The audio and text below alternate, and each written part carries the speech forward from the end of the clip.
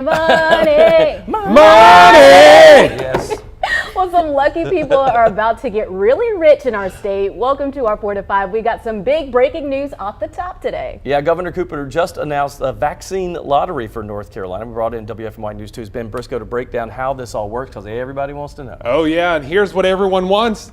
4 vaccinated adults, they're going to each win $1 million, and 4 vaccinated students will take home $125,000 scholarships to the schools of their choice.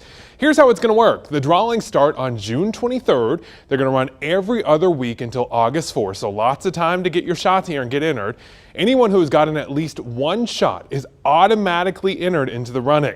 And as an extra incentive, anyone who gets a shot from today onwards, well, you get entered twice. The governor hopes it will keep vaccine shots rolling strong. We are making progress, but still need more people vaccinated to keep this virus from rising up again.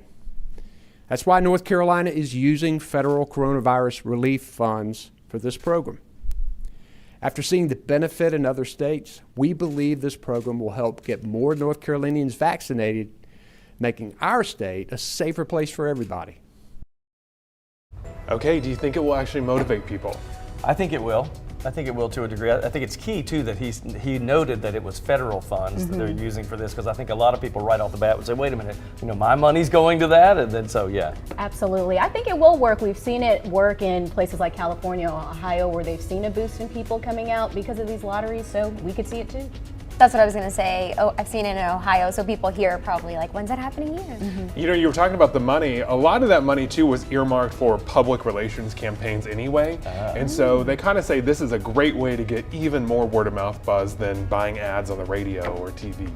It's interesting too. I think you're going to hear 2 camps in this. There are some people that are still going to say, why are we wasting money on this? But I mean, the truth is, if you listen to Cooper, his reasoning was we need to get to herd immunity, and the state we're doing really well with our percent positive. So I feel like as this goes on, maybe more and more will jump on board. I think a lot of people probably thinking that there's no way to sway people that haven't gotten their shot yet. But there is a new study that shows that of all the people that have not gotten their shot, only 11% of them say they're not going to get it at all. The rest are saying they're still thinking about Timing. it, or maybe they just haven't been motivated yet to do it. So they can still be swayed. And I'm glad that we can still be entered in this lottery even though we've been vaccinated. That's right. Hey, $1 million is nothing to sneeze at. You got that right. Absolutely. We have some more big news today. Moderna requested emergency use approval of its COVID vaccine for kids ages 12 to 17. Moderna's vaccine is currently authorized for use in anyone 18 and up. The company says children's immune systems respond the same way to the vaccine as adults, only seeing mild and temporary side effects. More than 3,500 kids enrolled in the study. Preliminary findings showed no COVID cases appeared in children who received the 2-dose vaccine. The only 4 cases during the trial were in children who received a placebo shot.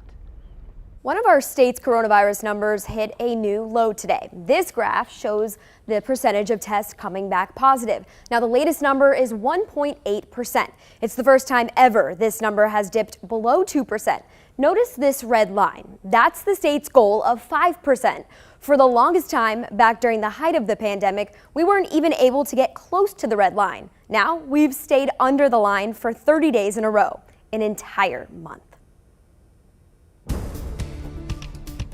All right, we're talking about a forecast with temperatures that now we're starting to see at least a little bit of relief. We were looking at 88 and close to 90 degrees for some of you. Burlington the other day hit 90 degrees, but right now it's 82 in Greensboro, 83 in Winston-Salem. This is actually a little bit closer to where we should be this time of the year. 78 in Mount Airy, 81 in Wilkesboro. So temperatures are cooperating. Overnight lows tonight, 69 degrees. Some of you will see some low 70s, I think, especially in the southern Piedmont. Let's go with mostly cloudy and rain and storm combination. Now, most of the storm activity has been isolated to the northwest. That does not mean that will be the case for the entire evening. We'll have to watch. These are the pop-up variety. It's not like a front moving by. It's just they can happen anywhere at any time. Then tomorrow, 83, mostly cloudy. I think we'll see some PM storms tomorrow, but a morning shower is not out of the question either. All right, this is what you want to see, the radar. And you can see back to the northwest again. That's kind of where we're centering things here. From Mount Airy up to Galax, Virginia, back down to Sparta and Allegheny County. County, and then Jefferson over there in Ashe County. And we do see a couple of lightning strikes there too. That's around the Jefferson area. So if you look at our forecast quickly, generally unsettled in the southeast basically. And high temperatures cool down as we mentioned into the weekend. You're looking at low 80s. I think once we get through Saturday, we'll feel some lower humidity by Saturday evening, and then definitely into Sunday it's going to be really nice. Even though we warm back up a little bit, rain chances are down to almost nothing at 20% for next week. And happening right now, parents of Guilford County schools are protesting for the school board to reopen board meetings to the public once again. WFNY News 2's Jess Winters is live at that rally. Jess, this is something on the board's agenda for tonight. Hey Lauren, yes, board members will be discussing whether they should open meetings back up to the public, and everyone that you see behind me, about 24 people, thinks that they should open back up. Everyone out here is with the group Take Back Our Schools. They organized what they're calling a peaceful declaration ahead of the meeting tonight. It just started at 4 p.m. More and more people are coming. The pandemic forced the board to go virtual, of course, and now that they're back in person, parents think that they should be able to go in person too. Prior to COVID-19, people were given a couple minutes each to talk at the podium and voice their opinions at meetings. The district says parents have always been able to email in comments this whole time during the pandemic, but parents are saying it's not the same because they're not read aloud, and so they don't think that they're given the same consideration. Now, they have a couple of speakers out here tonight. I'm pretty sure you can hear the megaphone going, so we're going to listen into those speakers and we'll have another update at 5 p.m. Jess, thank you. Nearly 16,000 Guilford County students are enrolled in summer school this year, compared to 1,200 that were enrolled in 2019. Summer school starts on Monday. 1,600 educators will help with this year's program. Dr. Sharon Contreras says the district will address learning loss this summer, and students who may have failed or struggled with a class will have the chance to retake classes. I do not believe we'll be able to address all of the significant amount of learning loss that students have experienced during the summer months alone.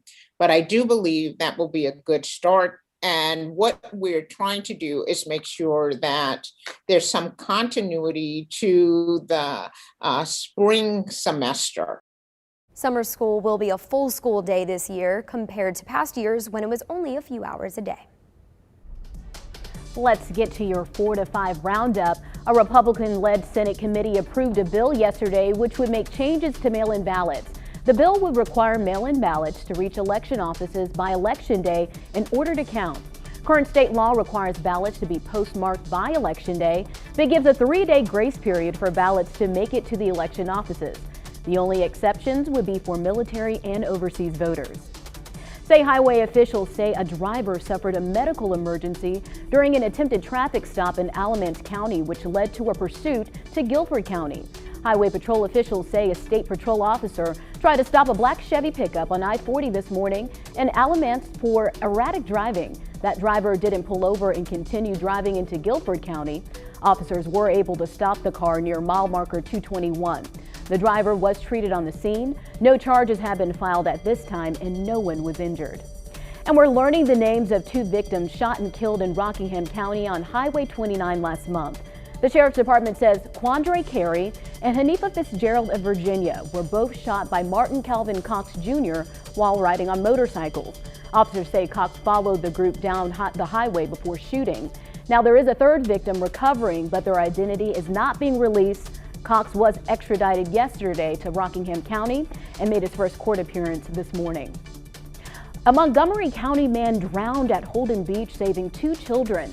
Officials say Van Whitley was trying to save his daughter and her friend from a rip current Tuesday evening. Holden Beach Police Department reported both children made it out safe, but Whitley died during CPR after his family pulled him out of the water. It's difficult to see a rip current if you're looking straight out at the water, but if you do get stuck, try floating to the end of the rip current or swim parallel to get out of it. North Carolina House of Representatives voted unanimously against a bill that would give people up to $1,500 for completing work search requirements for unemployment benefits. The Putting North Carolina Back to Work Act wanted to use money from the federal pandemic unemployment compensation to give sign-on bonuses to people who would take on new jobs. Governor Roy Cooper reinstated pre-pandemic work search requirements for anyone filing for unemployment. To continue getting benefits, people need to connect with at least 3 employers each week and keep records of that search. We have more information on that on WFMYnews2.com. You can meet one of those work search requirements by going to an NC Works Career Center hiring event. A hiring event was held today in Guilford County. Some of the employers included the Greensboro Fire Department, Allied Universal, TRC Staffing Services, and Camco Manufacturing. You can apply for jobs or events by visiting ncworks.gov.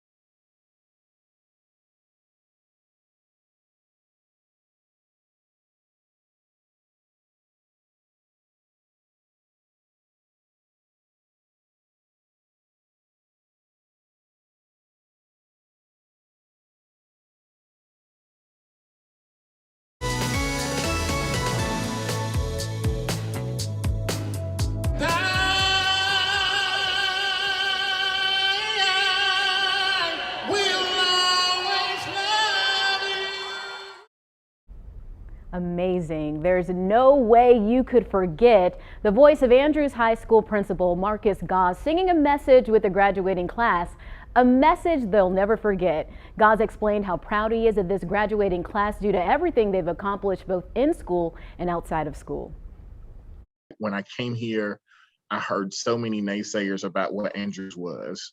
And I remember sitting in the auditorium and having conversation with this class and just say, you all are the ones that have to change the narrative. And I'm telling you that they did just that. Like, it was no question, hands down.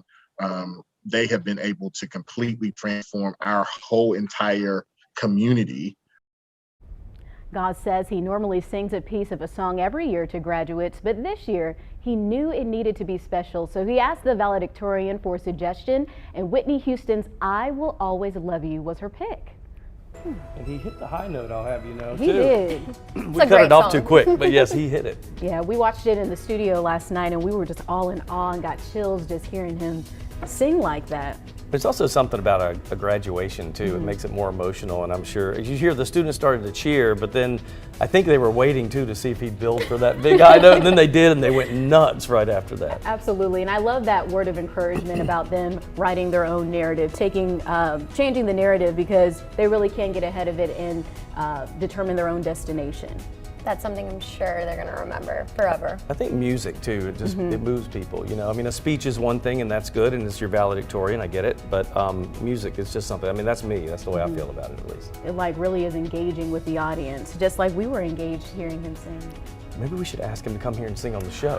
Now, that's what we need to do. Maybe he could sing a 4 to 5 tune or help us Make write a up song. one, right? Yeah. I just want to hear him hit that high note. That's all I want. Just I want that to hear one you little hit thing. it. You know, you're a singer. I don't know if I could do that one though. That's Whitney. That's different. That's a whole different tough. level. Yeah, so great job, Principal. We love to hear it. That's right. Come stick with us. Come join us on the live stream on Facebook. You chat with us. That's Come what we chat do in the with us. commercial break. We're coming back. Stay there.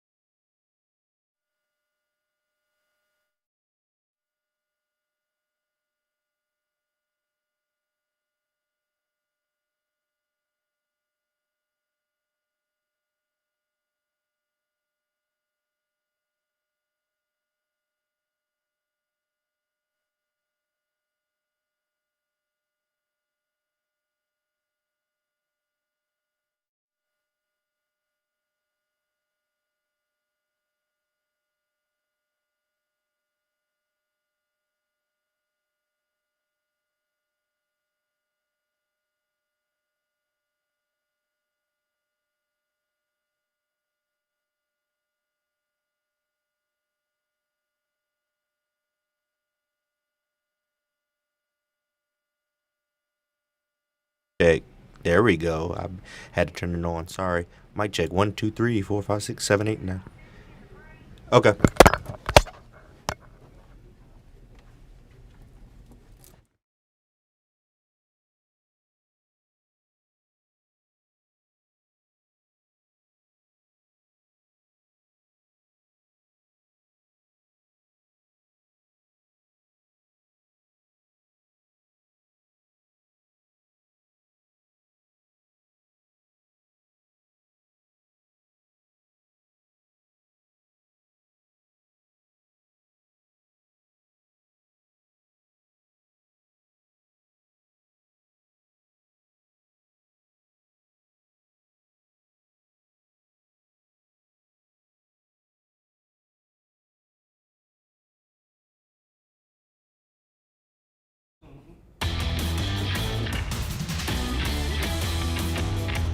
Traditions are a big part of sports, and we've seen some new ones over the years, like the turnover chain in college football. For the Carolina Disco Turkeys, they're creating their own tradition. I mean, it's bright, it's colorful, it shines in the light. I mean, it's definitely noticeable. This purple sequins jacket is now becoming a tradition for the Carolina Disco Turkeys. It was something that, you know, our owner Greg, he brought to the dugout prior to one of our games. And we decided, hey, let's use it as a home run jacket, you know, something fun and quirky to do for the summer. And it's something that, you know, we all agreed to, and we thought it would be an awesome idea, and it's something we just kind of ran with. Catcher Christian Ezel is the first guy to hit a home run. Christian Ezel going yard to left field for the first home run at Truist Stadium this year. Which means he gets the jacket. It was, you know, really honorable, and just hear the crowd roaring, you know, as I put on the jacket. And there's the home run jacket. You know, the excitement that I felt, and you know, just being there to be able to help my team and put some runs on the board, you know, put us up 4-0 early in the game. It was a great feeling. But Ezel wasn't the first to wear it. The team was so excited about the idea, they gave it to UNCG's Caleb Smith after hitting a walk-off sac fly in the Disco Turkeys' first home game. It was funny. I loved it. I think that's something that will, you know, stay with the Disco Turkeys for years to come. Of course, the goal is to win games, but the Disco Turkeys want to make sure they're having as much fun as possible in the process. Yeah, that's always the goal, you know, just be out there, be bright, be, you know, fun, and, you know, it's something that the fans connect to, so that's always a great thing. This is so fun. And when I talked to the players today, they agreed that the whole point of this is to just have fun. I love the fact, when I did a story on them recently, I asked, I said, what disco turkey? Like, that's hilarious. Where'd that come from? He said it's actually a slang term for a peacock, but I did not know that. I thought they just made it up because it sounded so funny. But anyway, I learned something new. It's cool to see how something so simple can symbolize something so great as a jacket. And I asked him, Christian Ezel, where this ranks, this home run, where does that rank in all the ones you've ever had? Because he's been playing baseball for 18 years, and he's like, definitely top 2. Yeah, and to have something that symbolizes teamwork and camaraderie, such as this jacket, it just brings everybody together. Everybody's having a good time, and that's what sports is all about, right? That's what it's all about. I don't know if I don't know what league that is. That's different from hoppers and dash, right? It's independent league, right? Yeah, it's independent league, so it's like minor league, but it's not an affiliate to a professional team. But they can still, I guess some of those other teams might look at them. Yeah, so some guys get signed from the independent league all the time to go to AAA. Actually, I do believe the Rockers had a guy recently that just was signed to the Cubs. Now we know. There you go. We're coming right back. Stay there.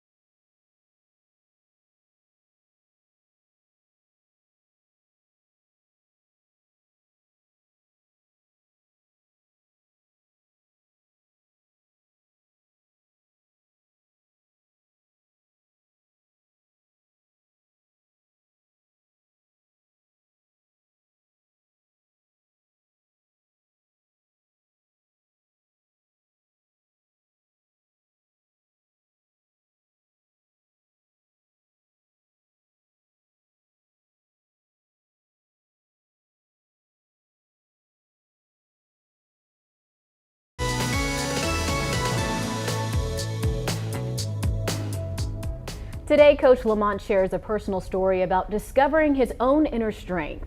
Yeah, and how we all can benefit from his lesson. That's in today's U Day moment. So many of us are under the impression that we have to be strong all the time. Trust me, I understand this one personally. Strong for our families, strong for our friends. At the end of the day, we are left empty. We are empty because we have given so much of ourselves that we have nothing left for ourselves. So how do you preserve your strength? The truth is, strength is what you make of it and how you use it. It takes strength to get out of the bed every morning, but you do it, right? There are times where we spread ourselves and our strength is sometimes spread too thin, but it's at those moments that we have to remind ourselves, am I pouring myself into the right places? Am I giving myself to the right people? And when you think that way, and when you live that way, and when your decisions are made and based on that level of thinking, then you understand that is the place where you have to put your strength.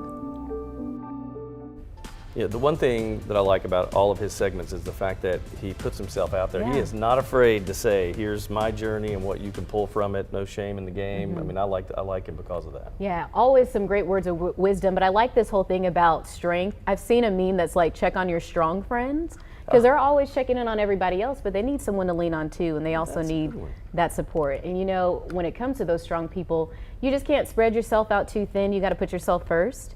And, you know, what are you getting out of the relationship with others? Are they offering you support? Are they offering you positive energy? I've never heard that, and I love that because you always think like, well, the strong ones are fine, Yeah. but everybody needs everybody. Everybody needs everyone. It's true. Well, speaking of strength, Eric, we've shared with you Greg Olson's son's journey to getting a heart transplant. TJ is recovering from his transplant surgery, and earlier today, the former Panthers player shared a video on Twitter when TJ shared the news with his siblings that he was getting a new heart. Take a listen to this. You know how I need a heart transplant? Yeah. And they've been trying to find one? Today, this morning, they found one. Yes! Yes! Yes! Yes! Thank you! Let's go! Oh, this just really warms your heart.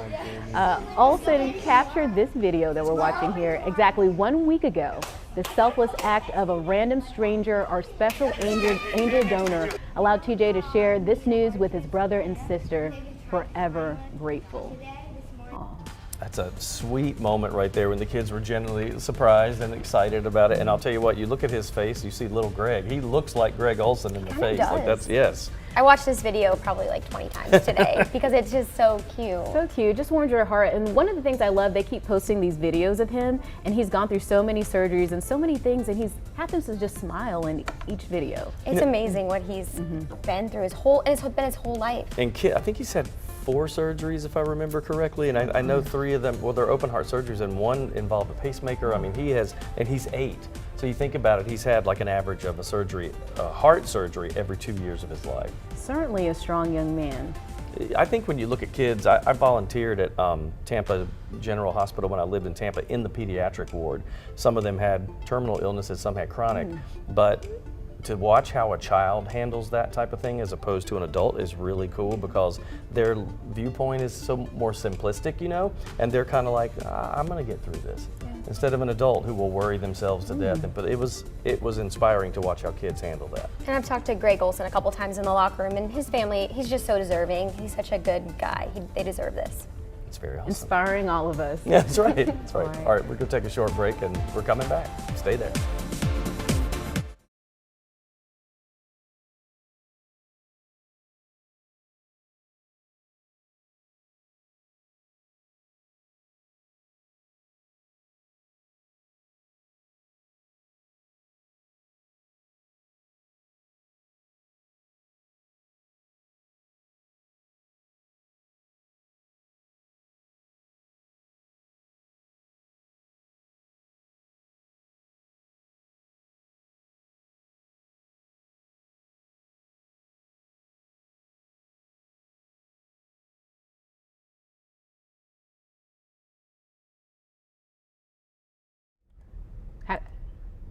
Hello. Mic check, 1, 2, 3, 4, 5. Governor Cooper says 2.5 million adults are still not vaccinated in North Carolina. Just weather here. Check, check. Hey, 1, 2, 3, 4. 1, 2, 3, 4, 5. And then you're at the table at the end of the show. So this is the beginning and end. Hi, mic check, 1, 2, 3, 4, 5, 6, 7, 8, 9, 10. Mic check. Mic check. Mic check. Mic check. Mic us. Check us. Awesome. Mic check 1, 2, 3, 4, 5, 6, 7, 8, 9. Gotta finish putting lotion on. A little ashy.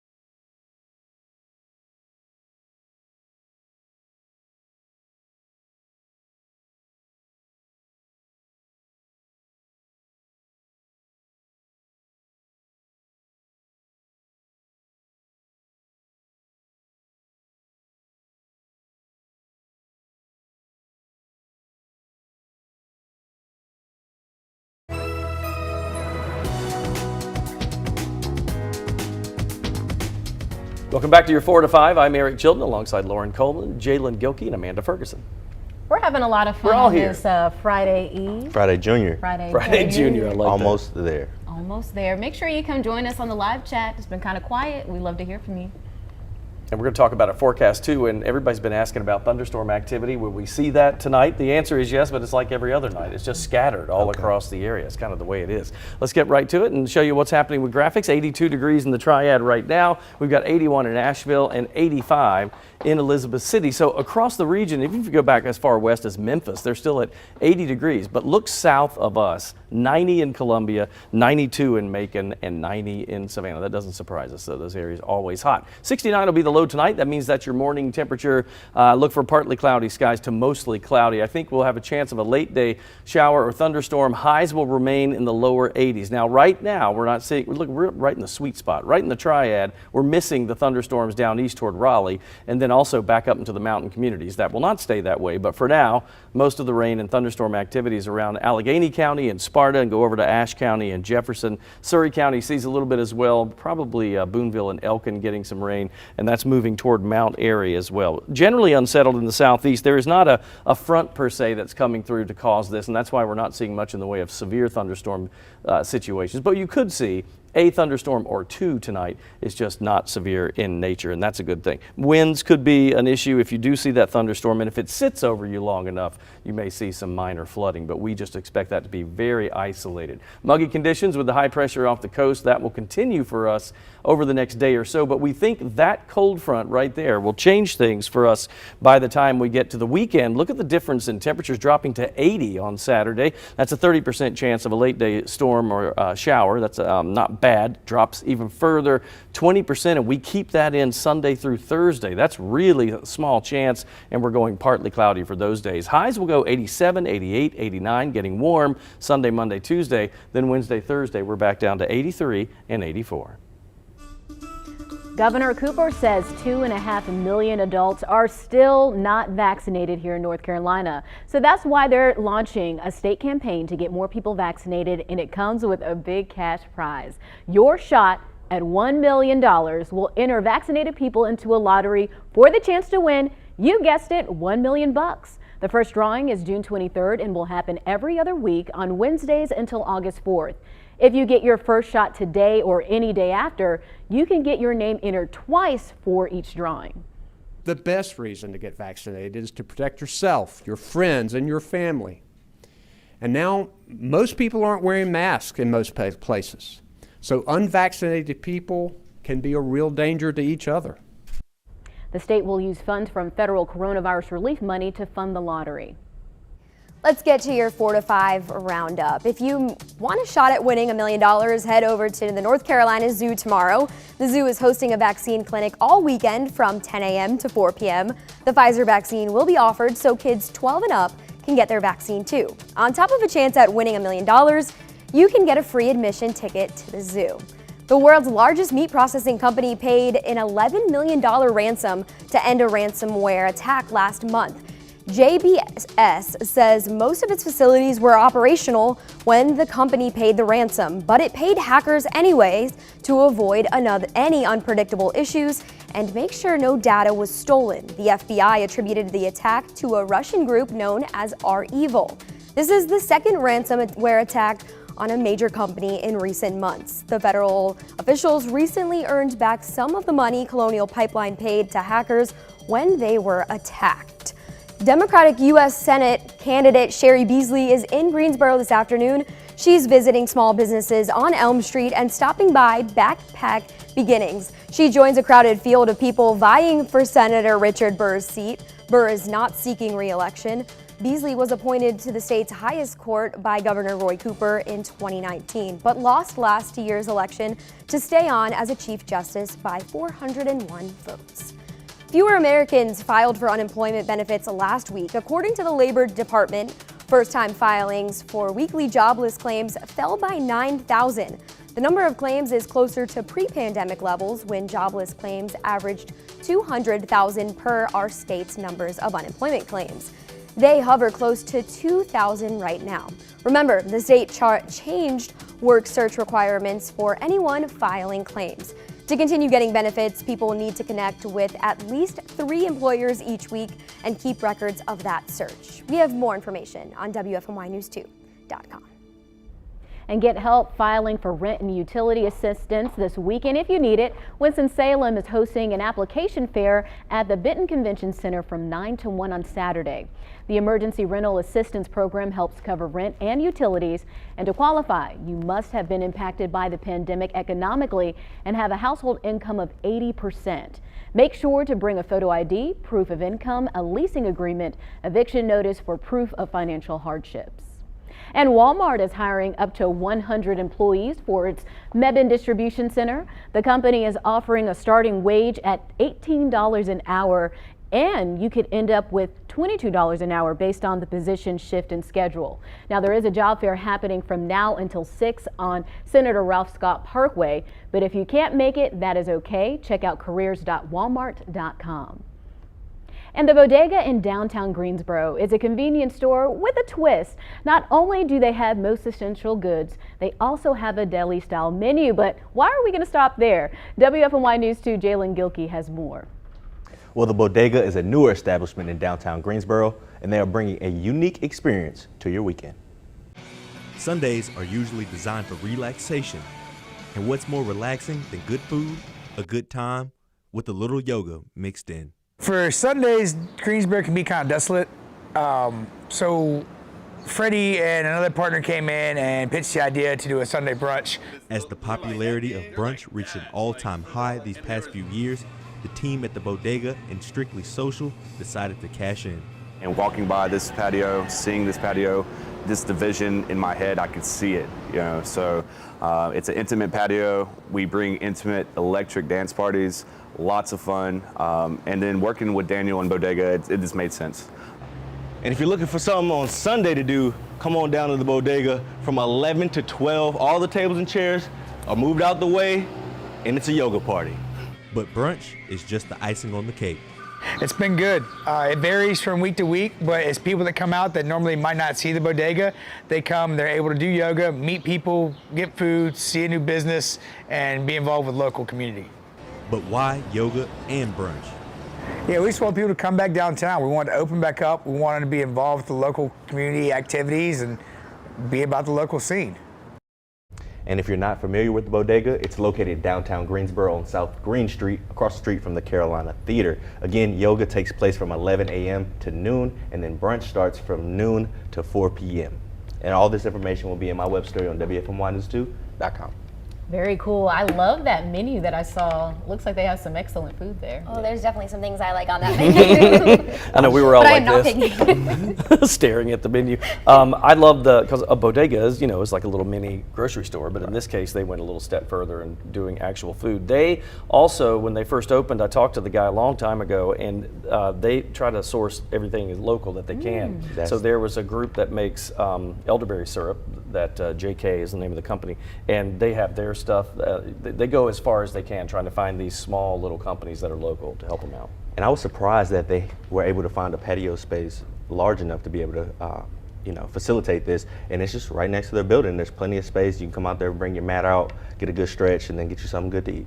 Such a great way just to bring everyone together with food and flexibility. Perfect, going from the Carolina Theater from a show over there and get a bite to eat. That works. It's like a full day. Absolutely. Well, thank you so much, Jalen. And speaking of another restaurant, the Winston-Salem community is sad to see a staple closing in its doors. The Cloverdale Kitchen in Winston-Salem will be closing its doors next week. We spoke with the owner about the bittersweet end to the business. In the late 60s, when the shopping centers and the malls started opening up, downtown went into it started breaking up. That was the era of the mom and pop restaurants. There were a few chain restaurants, corporate, so it's a different environment now. I remember when we first started, my father had a sign up here in the window that said Cloverdale Kitchen featuring its own pancake house. So they went out and got a bunch of different recipes, and they came up with their own recipe of what a buttermilk pancake is, and it was delicious. People loved it. Last year the COVID hit, and we all know what that did to the restaurant business. So that was you know, a rough year. We mulled it over, contemplated, you know, and over a few weeks, and felt like the time was now. We're getting a lot of mixed. We're getting some shock, you know, like, what do you mean? You know, I can't believe I've been coming in for 20, 30, 40, 50, you know. And then we get some that'll say, hey, you know what? Congratulations. I thank the community of Winston-Salem and the surrounding, the Triad area for supporting us all these years. Thank you from the bottom of our hearts. I mean, you know, without them, nothing would get accomplished. You know, the relationships that we built with them, it'll last a lifetime. So I have eaten there as a kid. And my mom and dad and all of my aunts and uncles, so all their brothers and sisters are all from Winston-Salem.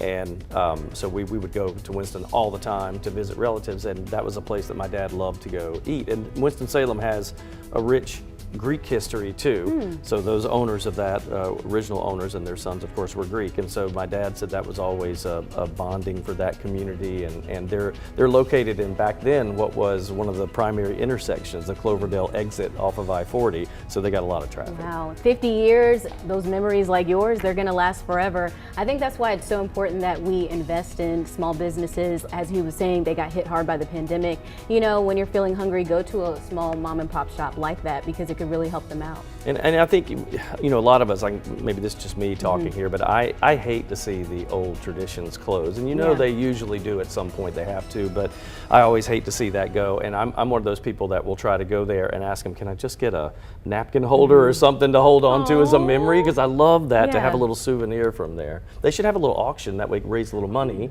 and sell some of the signs and stuff in there. That'd be cool. That would be a good idea. Well, for those interested in trying it out, there's still some time. I think they close next week. Yeah, I think it's the 18th. That's what I saw. So there's still some time to try out the food and have some memories of create your own memories there.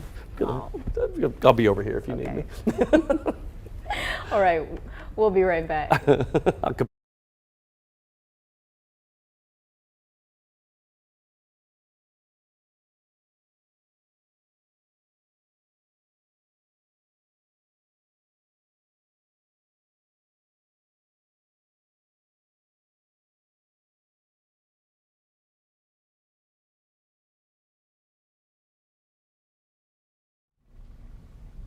Hey, ice cold milk and an Oreo cookie. They forever go together like a classic combination.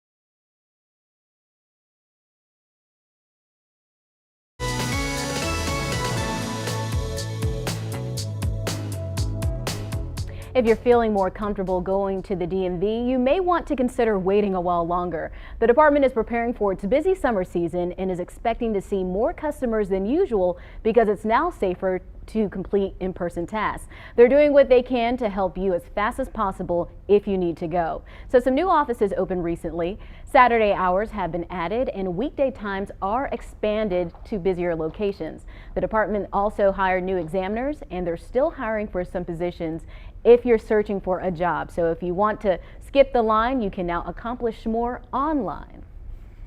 Well, you know, 2 Wants to Know is finding ways around all the busy DMV season things, right? What I'm about to tell you could save you 4 to 6 weeks of waiting. Well, I hope people aren't waiting 4 to 6 weeks in line. No, that would be awful, Yes. wouldn't it? I mean, we all make jokes about the DMV, but that would be like, no, that's not possible. All right, so funny and not funny all at the same time with that line. Okay, so you or a loved one may need a handicap placard. It gives you the ability to park closer, making life a little bit easier, but getting that placard from DMV can take time, especially if you're putting in your request through the mail. So here's the trick. If you're trying to get a handicap placard for your vehicle. If you do through the mail process, it'll take at least a month, maybe 6 weeks to get it. But if you take that same application form and the $5 per placard fee to any license plate agency, they'll hand you a placard at that visit for the most cases. So there's a big difference in waiting for a month yeah. or walking right out with everything that you need. Right, and he clearly said a license plate agency, so that's where you would go for that. So now a lot of things have changed due to COVID with the DMV. Yeah, I know the biggest thing I heard people talk about is it's by appointment only. Right. You used to be able to just walk in and have a chance of being looked at if you walked in there. Right, not anymore. Back in the day. But appointments are it unless you have a walk-in office that is actually near you. And guess what? What? We do. Yay! There's 12 of them in the state. Greensboro has one. In Greensboro, you have advantage for simple things like license renewals and duplicates and no testing, but you have a walk-in office in Greensboro that's open 8 to 5 weekdays. It's at the depot. Well, you don't have to live in Greensboro or even Gifford County to go to this office. The walk-in office is at the depot in downtown Greensboro. That's 236 East Washington Street. The depot DMV office is open 8 to 5 Monday through Friday. Teenagers ready to hit the road can schedule a normal road test with the DMV once again. The department resumed regular road tests for drivers 15 to 17 years old. The DMV was testing students in parking lots for contact list tests. Now, if someone already had a contact list appointment scheduled, they'll keep that appointment, but you need to know you'll be taking a regular road test instead. Drivers 18 and up will continue testing for their licenses through the road test waiver program. Schedule appointments on the DMV's website.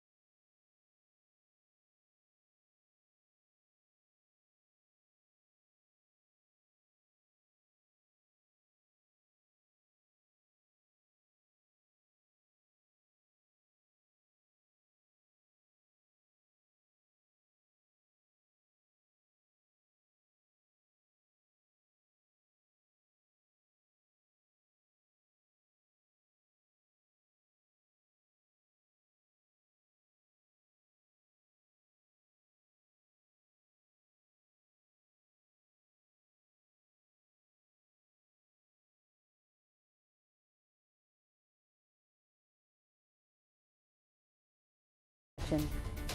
North Carolina Forest Rangers are warning hikers about increased bear activity on the Appalachian Trail. The NC Forest Service received 2 or 3 new reports just today of bears on that trail.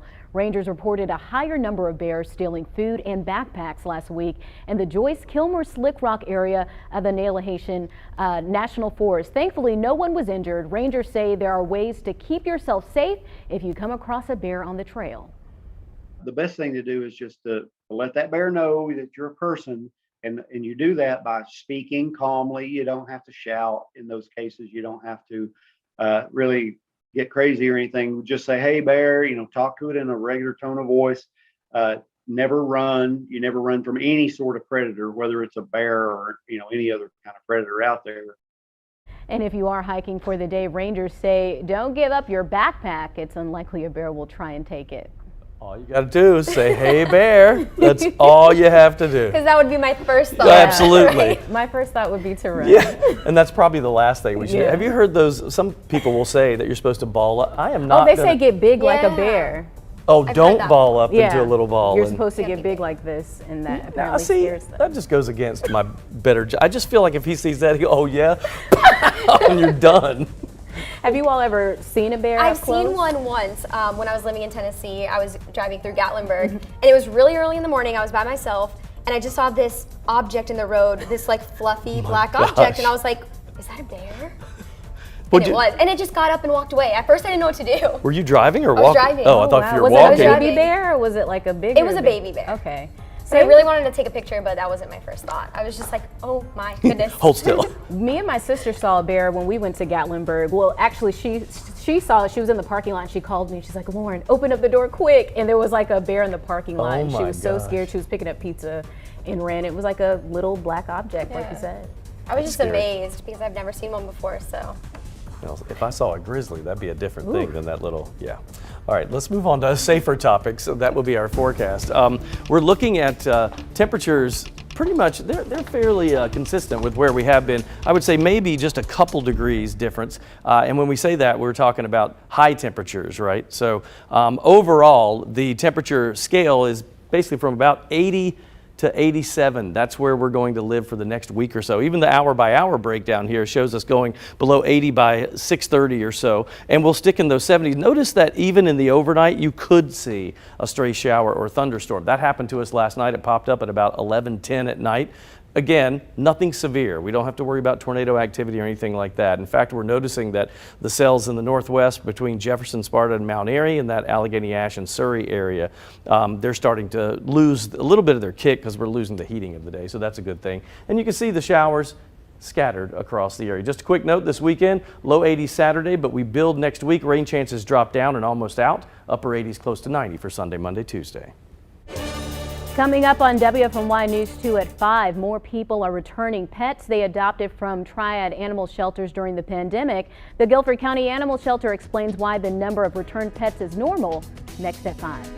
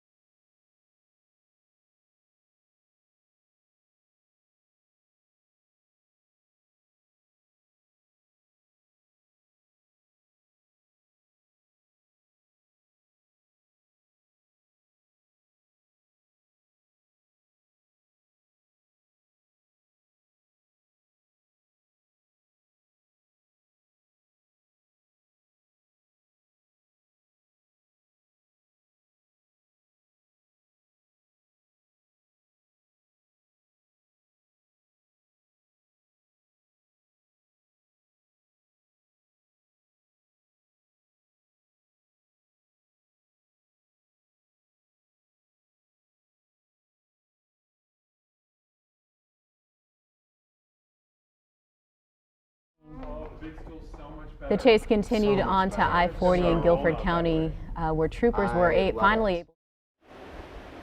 Hey there, checking the mic. 1, 2, 3, 1, 2, 3, 4, 1, 2, 3, 4, 5, 6. Yeah. Hi there, Oklahoma, Oregon, Pennsylvania, Rhode Island, South Carolina.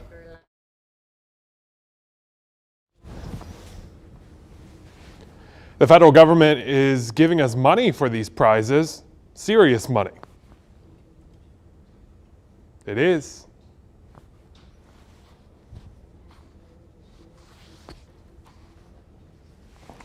Okay.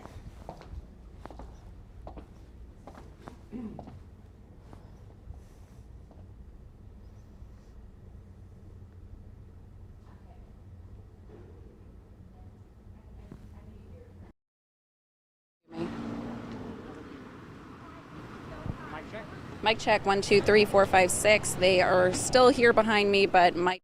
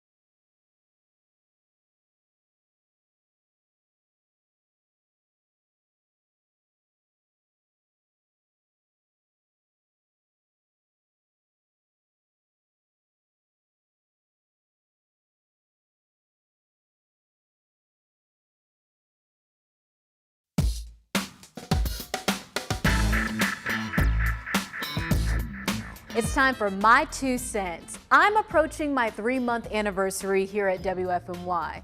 I'm enjoying the new city, co-workers, and the weather. I absolutely love the work that I do. A few weeks ago, though, I noticed several co-workers taking off work to go on vacation, and I realized I had not requested any days off. Yep, I'm talking about PTO, paid time off. It's like Rihanna's hit song Work was becoming my life soundtrack. Almost every job I've ever had, I had this idea that I'm going to save all of my PTO days for the end of the year and take this super long vacation. But that almost never ends up happening. One time, I even lost some of my days because I never used them. And it turns out I'm not alone. Apparently, Americans are notorious for not taking paid time off. A 2018 Project Time Off study found that 52% of employees reported having unused vacation days. Take your time off. Not only is it a part of your paycheck, it's also good for you. The time away from work gives you a chance to recharge your batteries, spend more time with friends and family, or enjoy some alone time. Don't feel guilty about taking a few days to relax. You will come back to work stronger and better than before you left. That's my 2 cents. That's your 4 to 5. WFMY News 2 at 5 starts now.